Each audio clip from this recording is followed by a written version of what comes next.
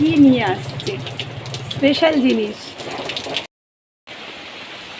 ভীষণ বৃষ্টি পড়ছে, প্রচণ্ড। চারিদিকে শুধু দেখুন কি অবস্থা হয়েছে বাগানটায়। মেয়েকেও ডাকছে।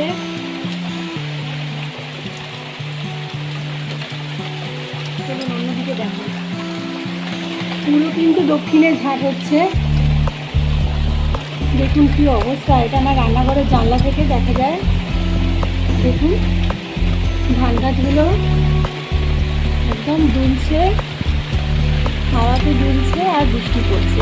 খুব সুন্দর একটা দৃশ্য, কিন্তু প্রতিদিন এত বৃষ্টি হচ্ছে মানে একটা চিন্তার বিষয় হয়ে যাওয়ার মতো। খুব বৃষ্টি হচ্ছে। চলুন ওদিকে জানলা ফাল্লাগুলো বন্ধ করে দিই, দক্ষিণ দিকে। দোতলায় এলাম, দেখুন কেমন লাগছে। নমস্কার প্রিয় বন্ধুরা, সবাই কেমন আছেন? আমি দেবলীনা, আমার ছোট্ট একটি ব্লগে আপনাদের সবাইকে স্বাগত জানাই। বৃষ্টির ওয়েদারে না অনেক সময় আমাদের দেখবেন যে মনটা না কিরকম উদাস মতো লাগে, মানে আমার তো লাগে। যত দুঃখজনক ঘটনা ঘটেছে সেগুলো যেন মনে পড়ে। কাজের মধ্যে না খুব অলসতা আসে, খুব ল্যাদ খেতে ইচ্ছা করে, আর ভীষণ চা কফি খেতে ইচ্ছা করে বারবার ধরে। কি সুন্দর লাগছে দেখতে, কিন্তু যারা বাইরে আছে কাজে তাদের কিন্তু খুব কষ্ট, তাই না বলুন? আচ্ছা, এই বৃষ্টি দেখতে দেখতে আপনাদের কি কোনো গান মনে পড়ছে? আমার কিন্তু মনে পড়ছে। রিমঝিম ঘন ঘন রে বরষে, রিমঝিম ঘন ঘন রে বরষে, রিমঝিম ঘন ঘন রে বরষে, রিমঝিম ঘন ঘন রে বরষে।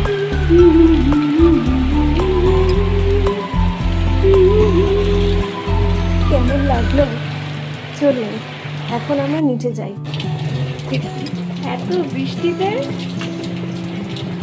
কি নিয়ে আসছে স্পেশাল জিনিস। রেনকোটটা পরে যেতে পারতে।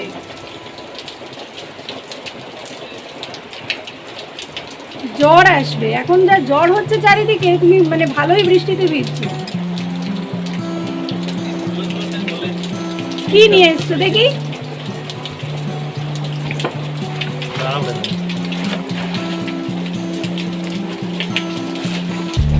ওয়াও,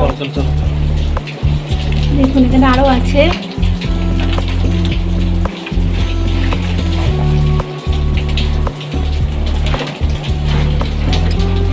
ছোটটা কি পুজোর জন্য? কিন্তু পুজো তো আমাদের তো এবার তো দিতে নেই, করা যাবে না। এই ডাবে কিন্তু খুব ভালো জল, মানে একবার খেলাম কয়েক মাস আগে, একটা ডাবে প্রায় 4 গ্লাস জল হয়েছিল, তাই না?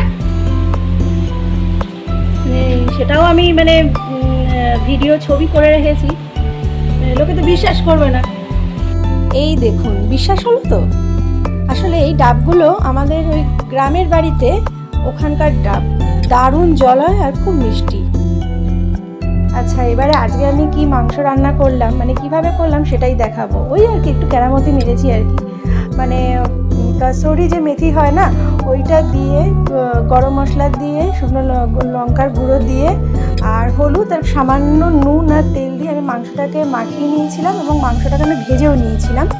আর তার আগে আমি আলু ভেজে রেখে দিয়েছিলাম, আর ওই তেলেই আমি এবারে মাংসটাকে দিয়ে দেবো। এদিকে দইয়ের একটা পেস্ট আমি তৈরি করে নিয়েছিলাম, তার মধ্যে ধনে, জিরে গুঁড়ো, গরম মশলা, কাশ্মীরি গুঁড়ো লঙ্কা, গোলমরিচ, সামান্য নুন, আর এই বাটিতেই আমি যেহেতু আলুটা ভেজে রেখেছিলাম, একটু তেলও দেখতে পাচ্ছেন, তো ওইটা ভালো করে আমি পেস্ট করে নিই। তারপরে মাংসটাকে নামিয়ে রেখে ওই কড়ার মধ্যেই আমি কিছু গোটা গরম মশলা দিই। এটা হলো মিট মশলা পাতা, আমাদের বাগানে আছে, সেটা এই নর্মালি টেম্পারেচারে রেখে শুকনো কড়ার মধ্যে সব রকম মশলা দিয়ে দিয়েছিলাম। গোটা জিরে, মৌরি, 2টো লবঙ্গ, 2টো এলাচ, দারচিনি, মিট মশলা পাতা। এটাকে ভালো করে একটু তেলে নেড়েচেড়ে নিলে একটা বেশ সুন্দর গন্ধ বেরোবে। তখন এর মধ্যে আদা রসুন পেঁয়াজের পেস্টটা দিয়ে ভালো করে নাড়তে হবে। কাঁচা গন্ধটা বেরিয়ে গেলে, তেল কেটে গেলে, তখন দইয়ের পেস্টটা দিয়ে দিতে হবে। আমাদের তো বেশিরভাগ মুরগির মাংসই খাওয়া হয়, দেশি মুরগি খাওয়া হয়। আপনাদের কি খাওয়া হয়, মানে মাটন খান নাকি মুরগির মাংসই খান জানাবেন। ব্লগটা কেমন লাগছে সেটাও জানাবেন। দেখুন এখানে তেলটা কেটে গেছে, এবারে আস্তে আস্তে আমি এটা দিয়ে দেবো।